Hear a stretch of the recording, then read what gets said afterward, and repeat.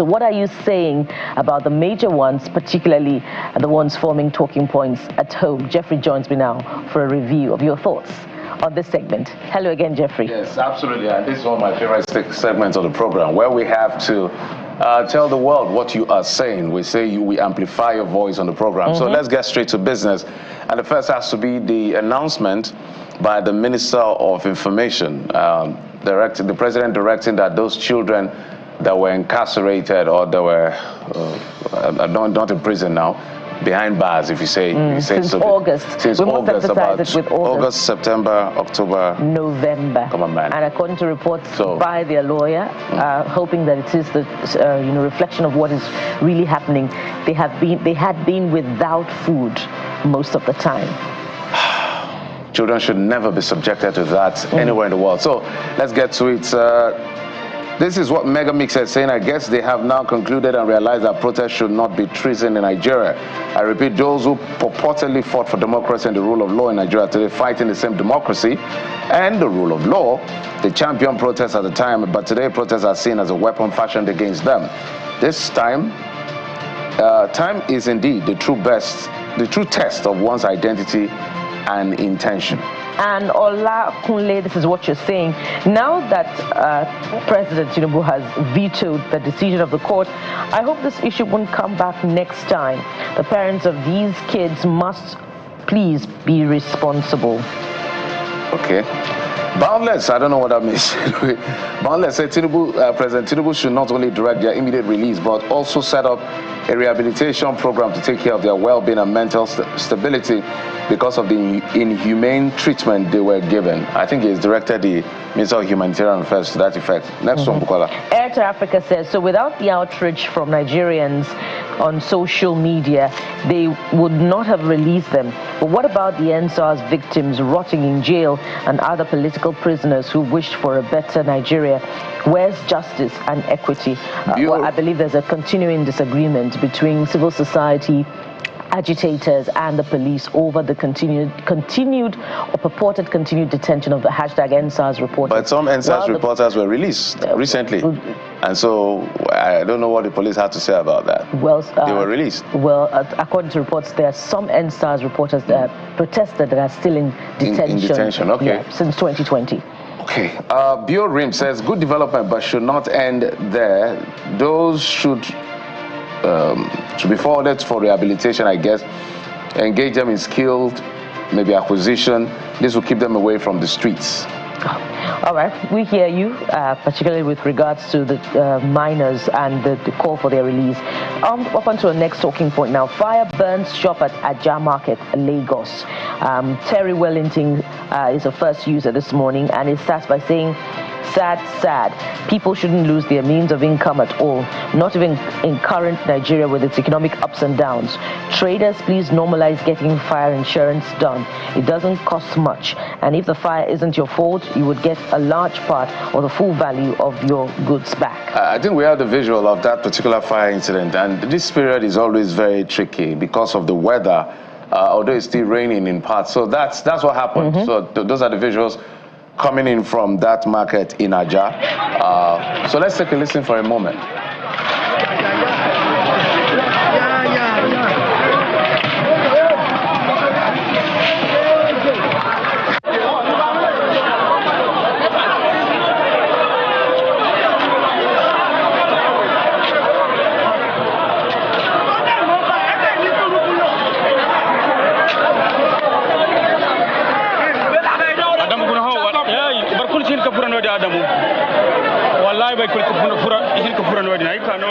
So there you have it. Very unfortunate incident, and we've seen this a couple of times in Lagos, and something has to be done to checkmate incidents like this. But let's go back to what you've been saying. As far as this is concerned, Ibukun says, when will the government start a preventative measure for the market, no basic fire training? And Koja Mek says, this fire outbreak, I believe they meant to write, has become an incessant occurrence in Nigeria recently. State governments and the local government should find a way to put an end to this because it's really affecting people badly, especially in these hard times. Well, we must also not underestimate any aspect of our businesses as Nigerians. However small your business is, there must be a safety culture put in place. You know, the simplest of fire drills should be done in practice for your employees. Even if you have 2 employees, there must be a fire extinguisher. There must be that education. Yeah, especially now that, because sorry for cutting in, especially now that the economy is this hard. It's not the time to lose things to fire. Certainly not. Allah it says, may God help the people that are affected. Oh God, not in this austerity period. Exactly, took the words out of my mouth. I hope the government can help them with tokens to start up again. And up to the next talking point now, protests in Abuja over fuel crisis and inflation. Innocent is the first user. Innocent says fuel price seems to be a major determinant of price of goods and services. Let the government do something about it. Indeed, when the price of petrol goes up, every other person catches cold. So it is not just a major determinant. The price of crude oil has come down, but we're not seeing a... Well, we'll talk about that. Thank God the people that are in that space will be joining us to talk about this. Go to share 01. I hope I pronounced that name correctly. If I didn't, my apologies. Almost 10K fuel can't take you anywhere again. Bukola, a car used to take maybe less than 15,000 to get filled up. Now he's getting to 100. About 80, 90. Let's not go there. I'm not going there. Not at all. President Bola has to do something as quickly as possible. I don't want to have a headache this morning, Jeffrey. Yeah, so let's just move on. Let's talk about. I think we'll go straight to because. Did I just speak? Okay, let's get straight to the EFCC arresting former Governor Okowa. That's what the bump price of petrol can make you do, by the way. It made me stutter. All right, so let's get straight to it. The EFCC had actually arrested former Governor of Delta State, Ifeanyi Okowa, who was a vice presidential candidate in the last election over allegations of fraud. C Vibe says, wow, this is a big twist in Nigerian politics. Ex-Governor Okowa getting arrested. That's bound to stir up a lot of discussion. Which has started already. Akedo News says, it's not a new thing. Once any official steps down, they're always called to question. Abdullahi Adnan says, I hope it's not going to be another comedy drama like the case of Yahya Bello's arrest in connection with corruption. That's allegation, by the way. Gaskia, EFCC is losing public trust regarding arresting big politicians in Nigeria. By the way, Ifeanyi Okowa has actually been arrested by the EFCC. The EFCC has not been able to arraign Yahya Bello, so those are the facts now. But those are the things we've been tracking.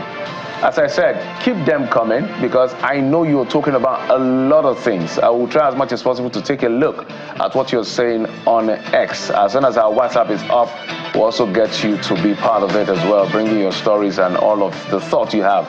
But the first conversation, there's been almost a never-ending back and forth, as Bukola will put it, between Dangote Refinery versus marketers. I'm talking Petran, Dapman, Merman, all the mans. We'll have that conversation. What exactly is happening? What is this war really all about? We'll talk about it after the break. Join us again.